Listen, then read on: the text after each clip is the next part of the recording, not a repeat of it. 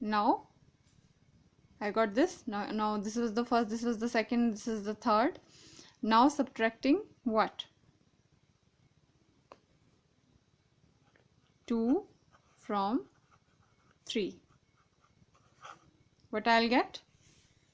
100x minus 10x is equal to 47.7 bar minus 4.7 bar. Why I have done all this? Just to make this decimal on one side, okay, and so that when I subtract this decimal get removed here, because I want integers only, not the decimal form. So 100 minus 10, that will be 90x, which is further equal to 7 will get 7 cancels with 7, and 47 minus 4 will be 43. Okay, so next will be x is equal to 43 upon 90.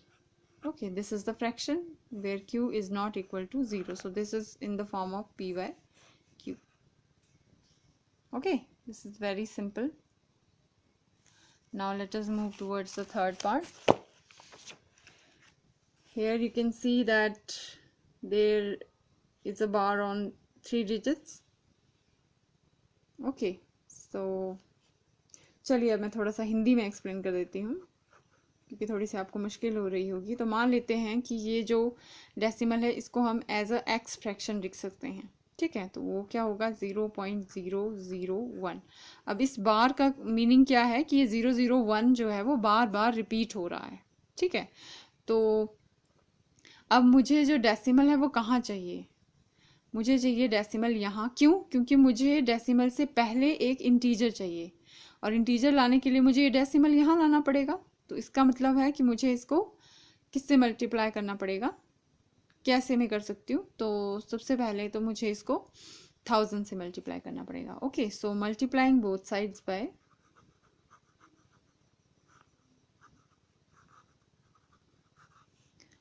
क्यों करना है 1000 से, आपको समझ आ रहा है? क्योंकि मुझे ये डेसिमल जो है वो यहाँ चाहिए. और मुझे ये डेसिमल यहाँ क्यों चाहिए? इसका क्या रीज़न है?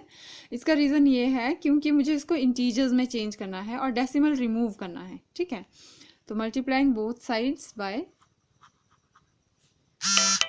अगर मैं एक साइड कर रही हूँ तो मुझे दोनों साइड करना पड़ेगा उसी चीज़ से मल्टीप्लाई. ठीक है, तो यहाँ पे क्या हो जाएगा? 1000x इज इक्वल टू, ये कितना हो जाएगा फिर अगर मैं मल्टीप्लाई करूँगी? तो 1.001 बार. क्यों? क्योंकि इसमें से 001 में कितनी बार भी ले सकती हूँ, क्योंकि वार का मतलब ये है कि ये बार बार रिपीट हो रहा है. ठीक है, ठीक है, तो जैसे मान लीजिए वार का मतलब है 0.001 001 001. अब देखिए डेसिमल मैंने 3 डेसिमल यहाँ ले लिया, तो उसके बाद भी मेरे पास क्या बचता है? ये 1 तो मैंने यहाँ ले लिया, इसके बाद भी मेरे पास क्या बचा? 001 001 सो ऑन. ठीक है, तो मैंने एक 001 यहाँ पे लिख दिया, इसके ऊपर बार लिख दिया. इसका मतलब है कि ये बहुत आगे टाइम तक रिपीट हो रहा है. अब तो कुछ भी नहीं है. अब देखिए मेरे पास डेसिमल के राइट हैंड साइड में दोनों की दोनों वैल्यू सेम है, तो इनको मैं सब्ट्रैक्ट करूँगी तो ये कैंसिल हो जाएंगी और एलिमिनेट भी हो जाएंगी. ठीक है, और मेरे पास सिर्फ एक इंटीजर बचेगा, है ना. और यही तो बोला है कि पी वाई क्यू लिखना है मुझे, एज ए इंटीजर लिखना है. ठीक है, अब तो कुछ भी नहीं करना, मुझे सब्ट्रैक्ट ही करना है, क्योंकि मुझे ये यहाँ से हटाना है, ये बार यहाँ से हटाना है. तो सब्ट्रैक्टिंग, इसको आप इक्वेशन 1 दे दीजिए और इसको आप इक्वेशन 2 दे दीजिए. तो सब्ट्रैक्टिंग 1 फ्रॉम 2,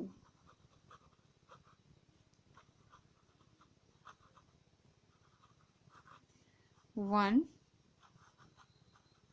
फ्रॉम 2, तो कर दीजिए. 2 क्या है आपके पास? Second equation. अब लेफ्ट हैंड साइड से सब्ट्रैक्ट होगी और राइट हैंड साइड से सब्ट्रैक्ट होगी. तो लेफ्ट हैंड साइड है 1000x, यहाँ पे minus x which is equal to 1.001 bar minus 0.001 bar. ठीक है, तो अब ये 1 में से अगर आप 1.001 बार माइनस, ये ऐसे होगा ना 1 पॉइंट, इसमें से बहुत कन्फ्यूज़न होता है बच्चों को, पता नहीं क्यों होता है.